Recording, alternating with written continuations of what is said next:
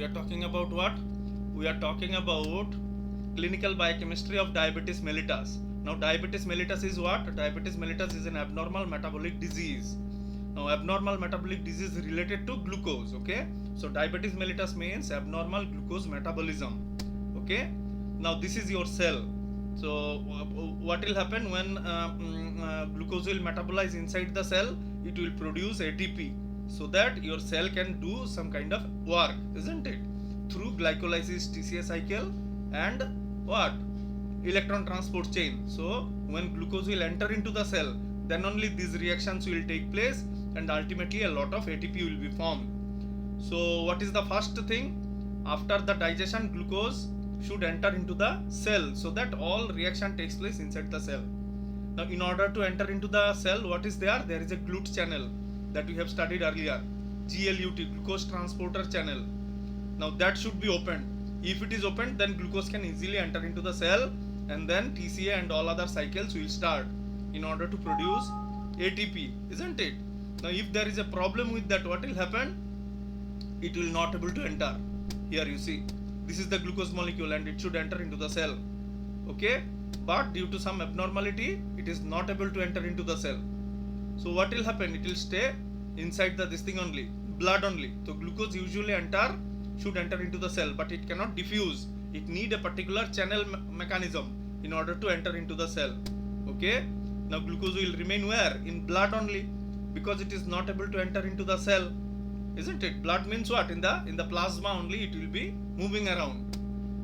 Okay, now this was your cell. Now this was glucose and it should go into. So glucose is not able to enter into the cell and remains in the blood, or precisely it should be plasma. Now from where the glucose came? Glucose came from food. In food there is starch. Now after the starch digests, it will convert into glucose, and glucose should enter into the cell easily, isn't it? Now there is a maximum limit of glucose that can be present in plasma. Okay, this is the maximum range of glucose which should be present in plasma. If it is more than that, what will happen? Here you see very carefully, more than this limit, what will happen? It will go out of your blood through kidney. Okay, if it is more than 180 mg per deciliter, then what will happen? It will go out of blood, or it will go out of your body, through urine. Okay, because 180 mg per deciliter is the what? Renal threshold. You should remember, this is called what? Renal threshold. Renal threshold of kidney. Okay, so if it is more than renal threshold, what will happen? It will not able to stay inside the blood and it will come out through urine. So what does it mean? It is different from WHO recommendation. What was the WHO recommendation? WHO recommendation for normal blood glucose. Normal blood glucose is approximately how much? 80 to 120 mg per deciliter. Okay, 80 to 120 mg per deciliter. Deciliter means what? Means 100 ml. Okay, now this is the WHO range.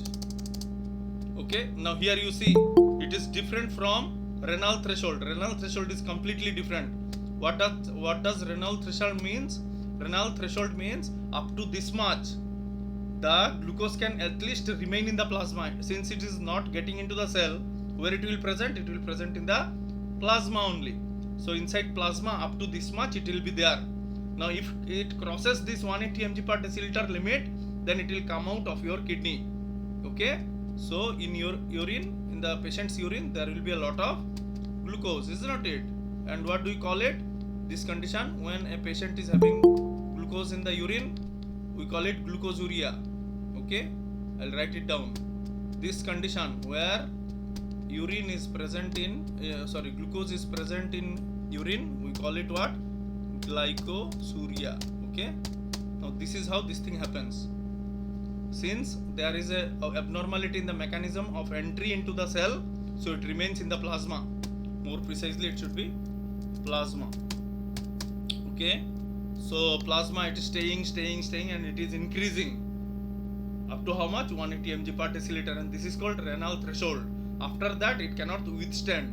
Rest of the all glucose should come out through the kidney, and since it will be present in the urine, we call it glycosuria. When glucose is present in urine, glucose is present in urine, this condition is called what? Glycosuria.